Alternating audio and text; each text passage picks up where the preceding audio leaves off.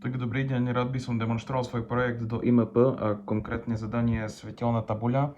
Tabuľa vlastne umožňuje okrem prepínania správ aj vlastne meniť farebný režim, podporuje vlastne klasické RGB farby, potom CMY, teda Cyan, Magenta a Yellow a vlastne ďalšie nejaké odrody ako Violet, Indigo, potom bielu farbu a taktiež vlastne tzv. Rainbow farbu, kedy vlastne sa vlastne mení index aktuálnej farby, ktorá je v tom rainbow režime aktívna vlastne pri každom zapísaní do display frame bufferu a teda vlastne to robí taký dojem, že každý pixel má potom inú farbu, keďže sa to vlastne tak rýchlo prebujkáva.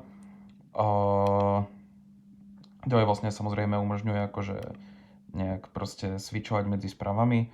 Niektoré sú doplnené jednoduchým pixel artom, ako sme videli tie srdiečka pri prvom a vlastne teraz tých smajlíkov.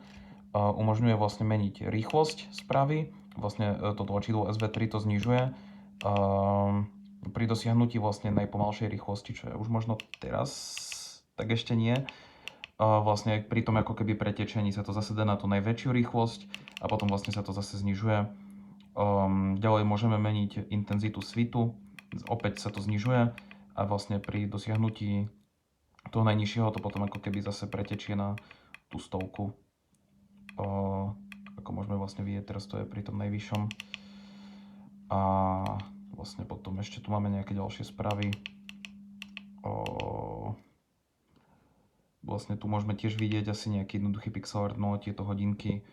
A potom tu vlastne máme nejaké jazykovami, jeden český klasika Strčperskrsk, potom nejaký anglický a potom vlastne posledné 4 správy sú len vlastne jednotlivé pixel arty. Tu máme samostatné srdiečko, samostatná smajlíka, samostatné hodinky a tu sú vlastne všetky 3 dokopy.